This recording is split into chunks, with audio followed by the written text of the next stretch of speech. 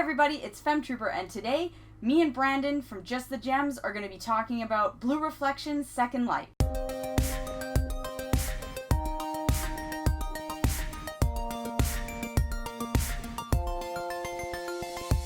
So recently, I decided to play Blue Reflection Second Light. It's a game I've wanted to play for a while because I enjoyed the first one, and I don't know, for some reason, when I was playing the first one, a bunch of people happened to play it alongside me, and it was really fun. So I thought, let's all play the sequel again together. So I actually got a bunch of people to play this at the same time, including Branden. So we're going to split this into two videos. This one, which is on my channel, and the second one, which is going to be on his channel. So stay tuned for that.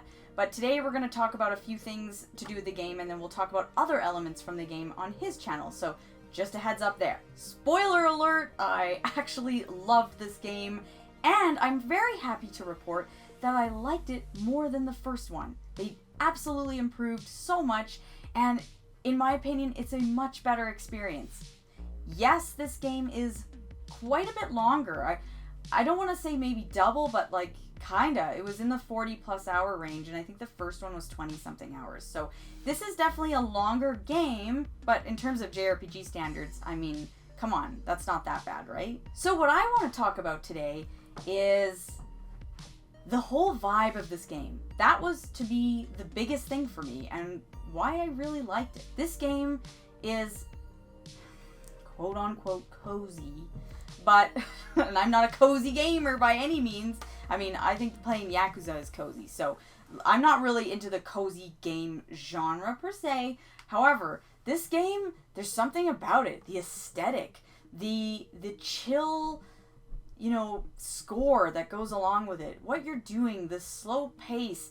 I'm saying stuff that I can't believe that I'm saying because you know me, I don't really like that in games, but somehow it works, and it works so well in this game. There's something about just walking around in the dungeons and just feeling the really cool vibe and the graphics and the way that they were designed. Oh my god, so much better than the first. The dungeon design in this game was fantastic. I absolutely loved it. I love everything about it. This was so much fun, and yeah, this game is kind of weeby in a way. I mean, there's, I don't know, like, it's a little fan servicey. Yes, there are definitely scenes in this where I was like, wow, like, I don't know if we needed that, and I don't really care. Fan service stuff doesn't bother me at all, but sometimes I was just like, yeah, okay, like, we get it. We're crawling under a branch here in a short skirt, so yeah, we're going there. The game actually has depth, though. So, well, on the outside, this looks like a tee-hee kind of high school game with Japanese schoolgirls.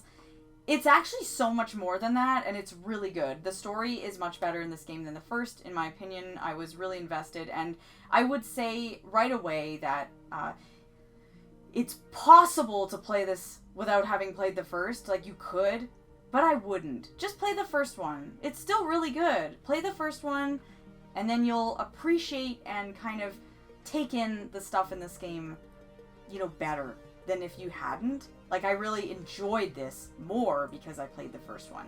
And, like, yeah, there's a character in this game from the first game. Like, you're not gonna get that if you didn't play the first one. So, a heads up there. I feel like it is worthwhile. I personally think it's worth your time to play the first game. Just please check it out.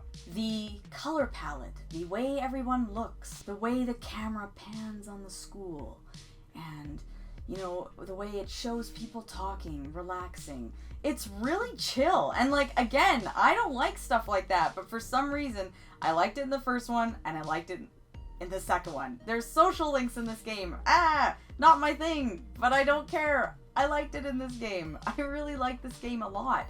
I don't think this is the best JRPG of all time, so I'm gonna throw that out there. This is not like my #1 game or something, or like I wouldn't put this in my top 5. However, I still think it's actually really, really good. Like, this is definitely, like, I don't know, like an 8 out of 10 game for me. Like, it's really a good game. This is solid. I recommend it to everybody. Like, it's really fun, and everything looks great. The battle system was fun.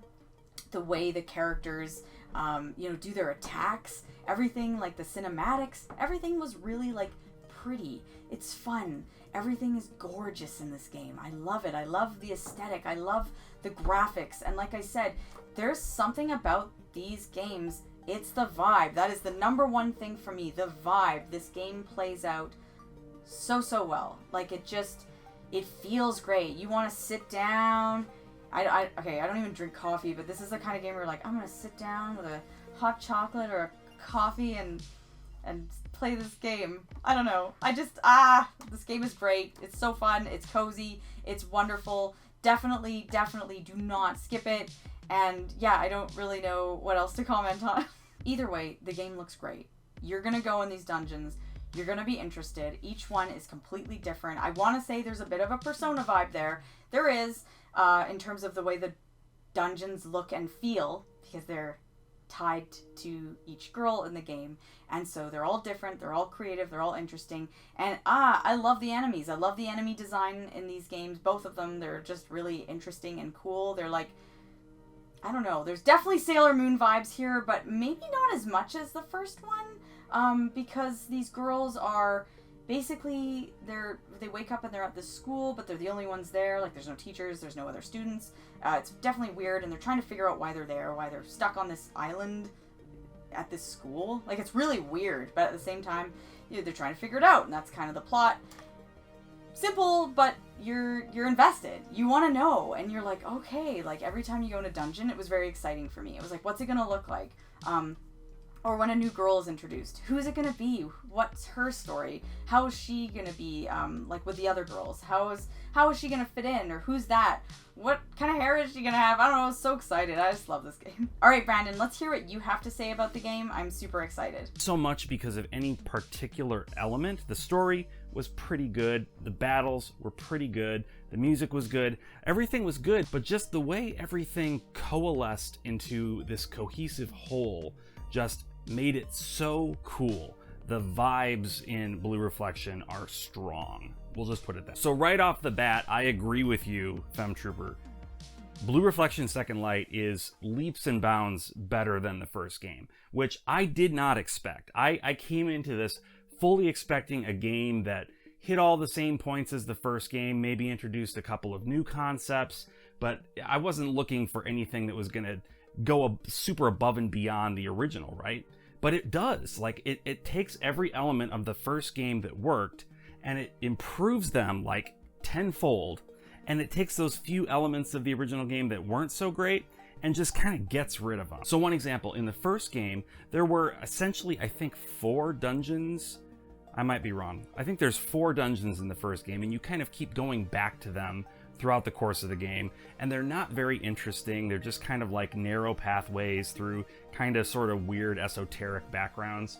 Not the greatest. In Second Light, there are a ton of beautifully handcrafted dungeons that are, like Femtrooper said, based on the personalities of each of the girls. So you get to see not only a wider variety in terms of dungeon design, but the dungeons actually play a key role in fleshing out the backstories of all the different characters you meet. It's just super smart storytelling using an environment that way, and I just think it's so much better than what they were able to pull off in the first game. And yeah, I will also agree that the vibes in this game are strong, right? It is so peaceful. Femtrooper described it as a cozy game, and I can absolutely see just like curling up on the couch with a mug of tea and a plate of cookies, because come on, right? You're gonna have cookies. You deserve a cookie. And just playing this game and just listening to the music, listening to some of the background tracks for these dungeons are just some of the most gorgeous music I've heard in years.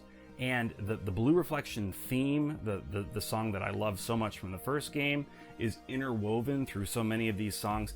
The composer here is doing next level work, and it's really remarkable. The interesting thing too is the game maintains this peaceful sort of vibe throughout basically the entirety of its story, even though as the game progresses, the stakes get higher and higher, and you start to see sort of the dire straits that the world is in.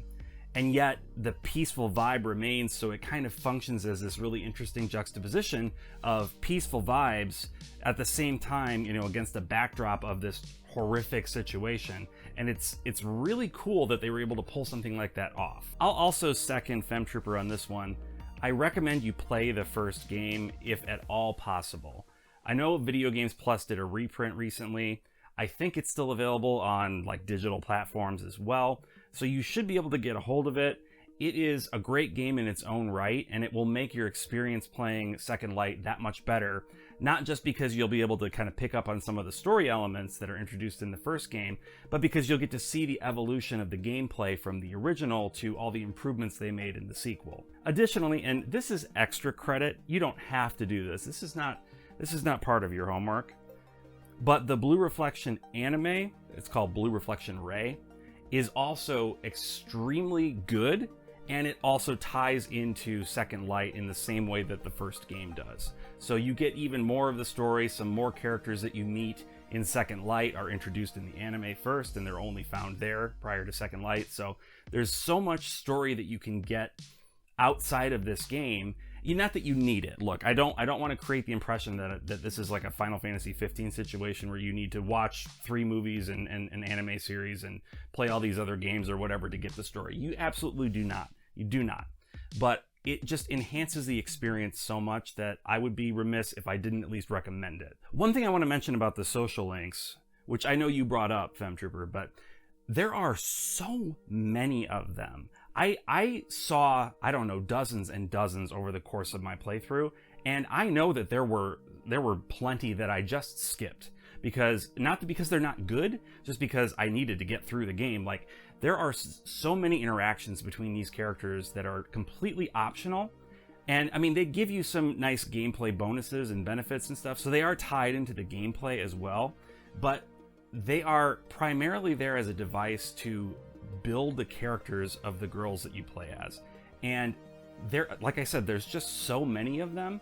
And it's so interesting and fun to see them interacting with each other, seeing how the different girls' personalities play off of each other, kind of putting different girls that wouldn't normally hang out, you would imagine, in regular circumstances together in the same room and seeing what happens.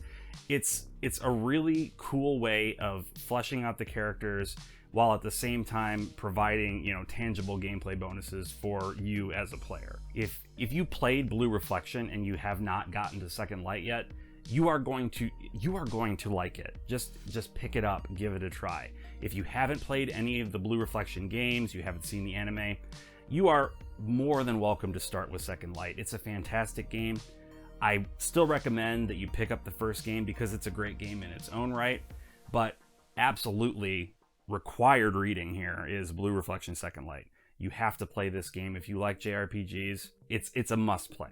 Anyway, thank you, Femtrooper, once again for having me on your channel. I hope all of you enjoy this video. I hope you'll come visit me at my channel if you haven't been there already to see the other part of this Blue Reflection Second Light review that we're doing. And until then, bye. Well, that's all we want to talk about in this video on my channel, but stay tuned for Branden's video where a few other things will be discussed, and we'll keep talking about this game because it's super cool and I really want more people to play it. And I feel like this is definitely like an underrated gem for sure. Get it? Just the gems. I feel like this is definitely an underrated game. You gotta check it out. I don't ever hear anyone talk about it. Whenever I see JRPGs on the Switch, you gotta check out. I don't ever see anyone talk about Blue Reflection Second Light, and I think people really need to start talking about it. So that's the video for today, guys. Stay tuned for the next video, which is part 2, which will be on Brandon's channel, Just the Gems. Everything is linked below, so you don't have to worry about that. Just check it out. Please subscribe to his channel. He's awesome. He's got awesome content, great videos, hilarious. I'm always laughing. So thanks again for tuning into this video. I look forward to seeing you guys on his channel, and I'll see you guys later.